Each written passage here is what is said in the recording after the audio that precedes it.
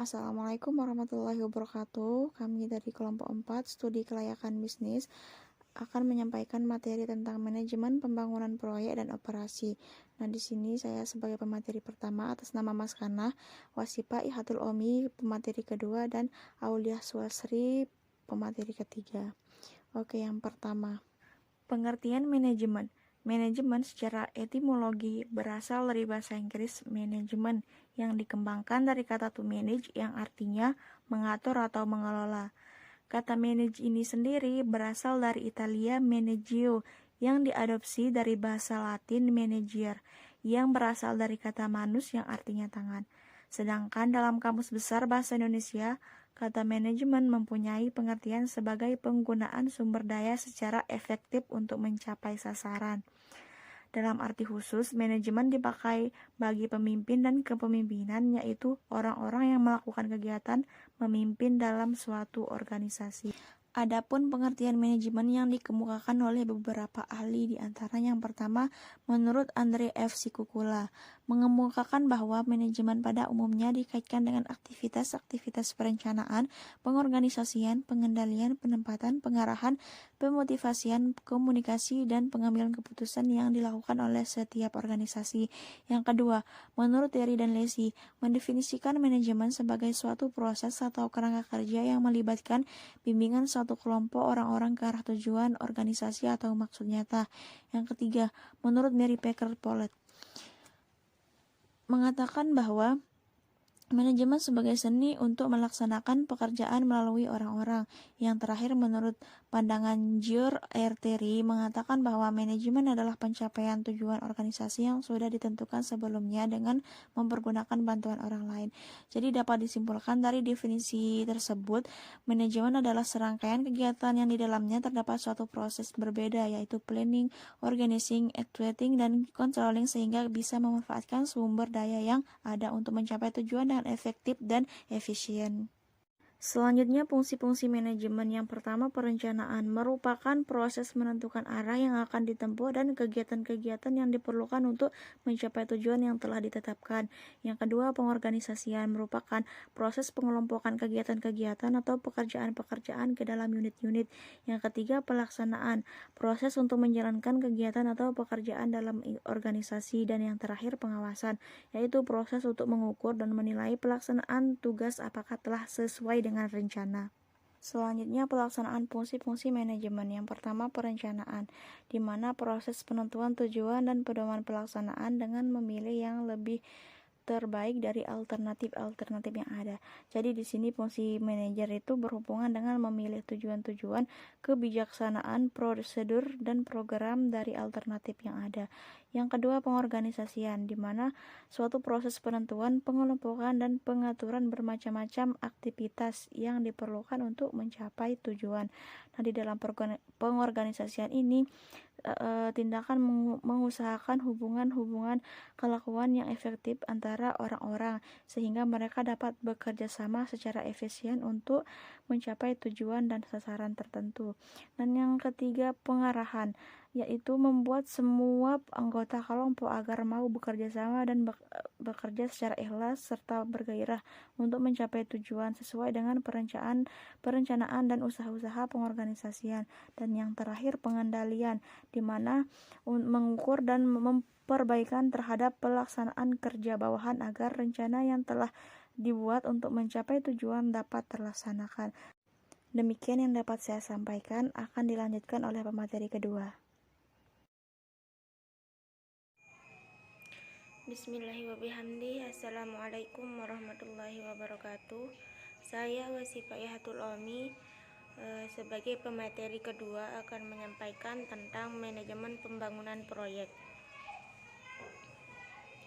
Manajemen pembangunan proyek atau tempat usaha. Yang di sini manajemen proyek adalah sistem untuk merencanakan, melaksanakan, dan mengawasi pembangunan proyek yang efisien. Pembangunan proyek harus dapat menyusun rencana pelaksanaan proyek dengan mengkoordinasikan berbagai aktivitas atau kegiatan proyek dan penggunaan sumber daya agar secara fisik dapat diselesaikan tepat waktu. Untuk tahap manajemen pembangunan proyek itu sendiri, yang pertama rencana proyek. Nah, yang pertama ini mencakup rencana proyek, menggambarkan mengapa dan bagaimana suatu proyek dilaksanakan. Terus dalam melaksanakan proyek perlu dianalisis rencana kerja yang meliputi jenis pekerjaan, waktu penyelesaian, tenaga pelaksana, peralatan, dan anggaran. Terus yang kedua, penjadwalan proyek. Jadwal proyek adalah menentukan aktivitas-aktivitas proyek dalam urutan waktu tertentu di mana mereka harus dimunculkan. Yang ketiga, pengawasan proyek. Mengawasi atau mengendalikan proyek merupakan hal penting untuk menjaga agar proyek selesai tepat waktunya. Pengawasan ini meliputi monitoring terhadap sumber daya, biaya, kualitas, dan anggaran. Mungkin hanya itu yang bisa saya sampaikan. Sekian. Assalamualaikum warahmatullahi wabarakatuh. Assalamualaikum warahmatullahi wabarakatuh.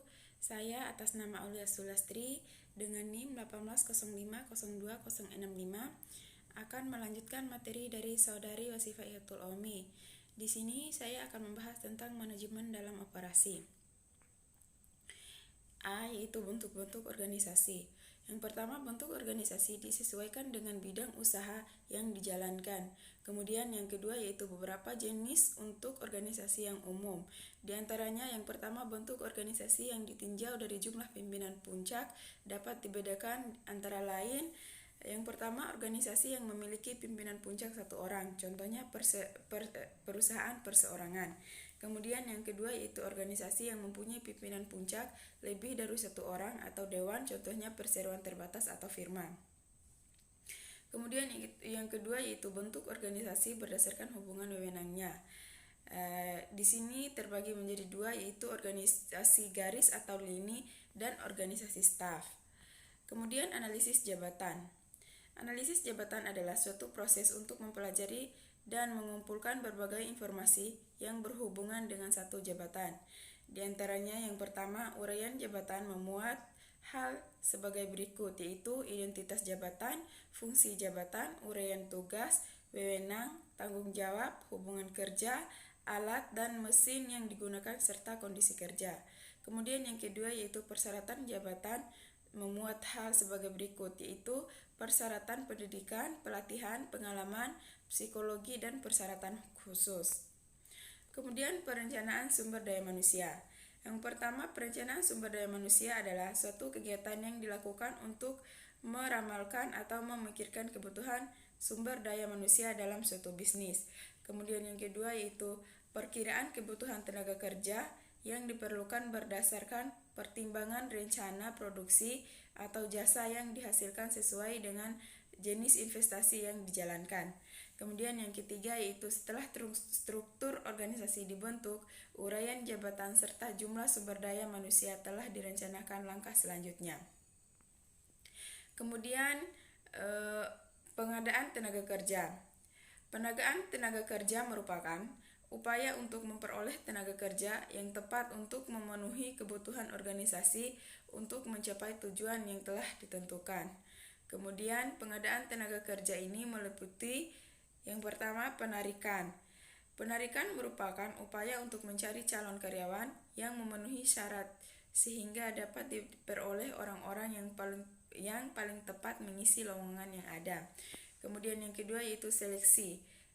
Seleksi adalah suatu proses untuk memilih atau mendapatkan tenaga kerja yang memenuhi syarat yang telah ditentukan. Kemudian yang ketiga yaitu penempatan. Penempatan merupakan pencocokan seseorang dalam jabatan yang akan dijabatkan berdasarkan pada kebutuhan jabatan. Kemudian yang terakhir yaitu kompensasi. Yang pertama, kompensasi merupakan penghargaan atau imbalan yang diterima para tenaga kerja atau karyawan atas. Kemudian yang kedua, kompensasi terdiri dari terdiri dari kompensasi finansial dan kompensasi non finansial.